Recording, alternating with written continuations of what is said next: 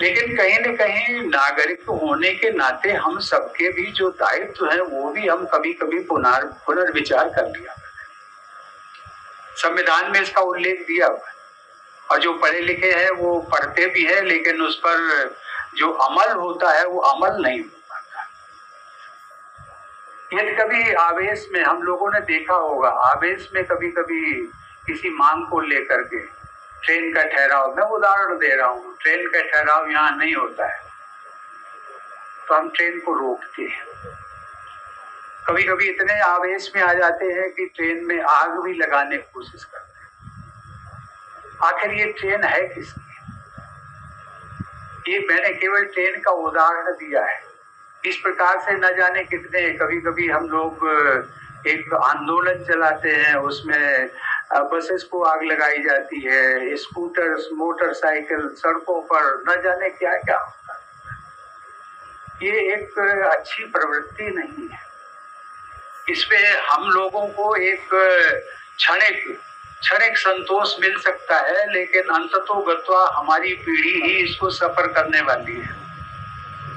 Train अगर रुक जाएगी, ट्रेन को आग लगा दी जाएगी, ट्रेन का नुकसान होगा, किसकी है? कहते हैं कि सरकार का। सरकार किसकी है? अरे जिसने टैक्स दिया है, जो टैक्स देता है। आज यदि मैं कहने को सब जानते हैं इसलिए कहना, उसमें कोई बुराई नहीं है। यदि राष्ट्रपति देश का हाईएस्ट पेड एम्प्लॉई है तो वो टैक्स भी तो देता है। हम टैक्स भी देते हैं 3.25 लाख रुपया महीना, लेकिन वो कोई कहेगा कि आपको, लेकिन जो मिलता है उसकी सब चर्चा करते हैं कि आपको तो 5 लाख मिलता है, उसमें से हर महीने 3.25 लाख निकल जाता है, बचा कितना? और जितना बचा उससे अधिक तो हमारे अधिकारी और उन सबको मिलता है कि जो टीचर्स बैठी हुई है ना, टीचर्स, उन सबको सबसे ज्यादा मिलता है। तो इसकी बात का उल्लेख केवल इसलिए कि ये जो टैक्स पेड है, आखिर इन्हीं से विकास होना है, तो नुकसान किसका होगा? नुकसान हमारा होगा, अपना आपका होगा।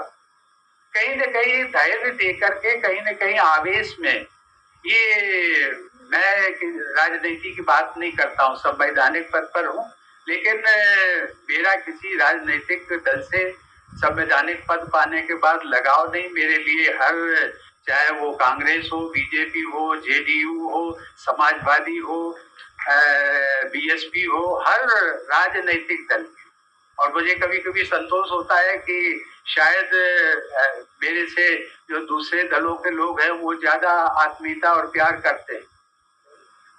मैं इस बात का केवल उल्लेख इसलिए किया कि राजनीतिक दल आते हैं, विकास की बात करते हैं, सब कुछ करते हैं, अपने उसमें उनका स्वार्थ भी होता है, देश क्षेत्र का भी स्वार्थ है, आपका भी स्वार्थ है, देश का भी स्वार्थ है।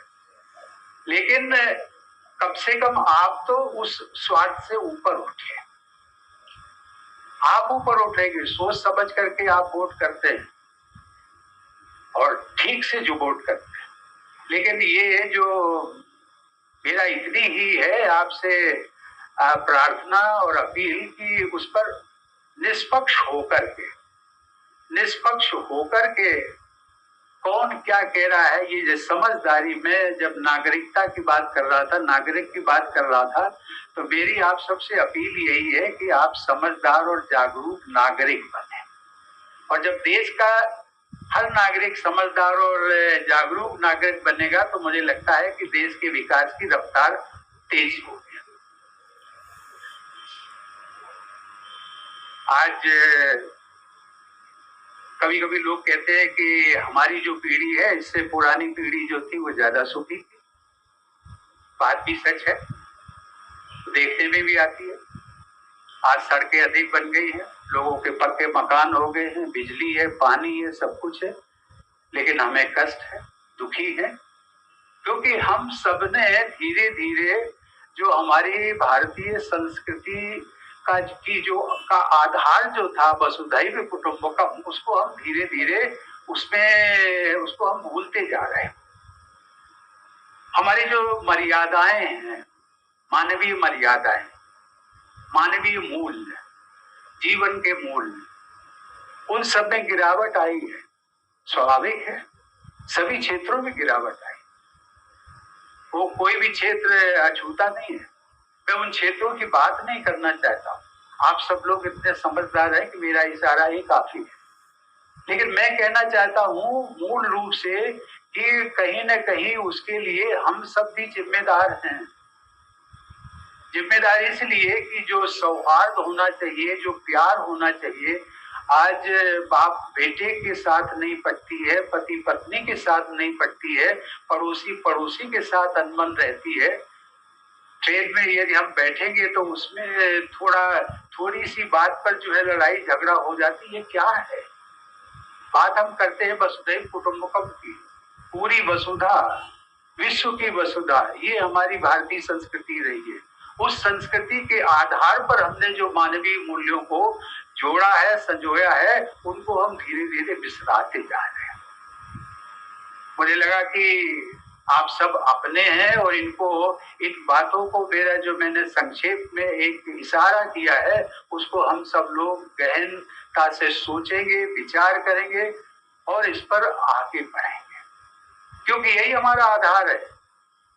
ये धन दौलत पद प्रतिष्ठा और कहाँ होता है? क्योंकि आज हमें एक चेतना, इस प्रकार की जागरूकता, इतनी जागरूकता आ गई, लेकिन वो गलत जागरूकता है जिसमें हम कहते हैं overnight. Everybody wants to be rich overnight. रातों रात हम पद मिले, प्रतिष्ठा मिले बिना संघर्ष के। ऐसा भी नहीं कि संघर्ष करने के बाद मिल जाता, ये भी सही नहीं है। न जाने कितने लोग संघर्ष करते रहे।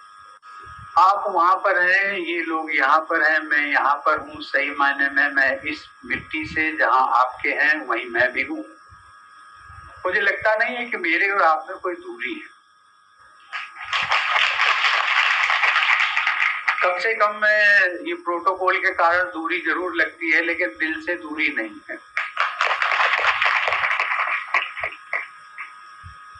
और वैसे भी देखा जाए तो आप भी नागरिक हैं, हम भी नागरिक। बस अंतर केवल ये है कि मुझे कहा जाता है कि देश का प्रथम नागरिक। तो नागरिक तो हम दोनों हुए, तो अंतर कैसा है?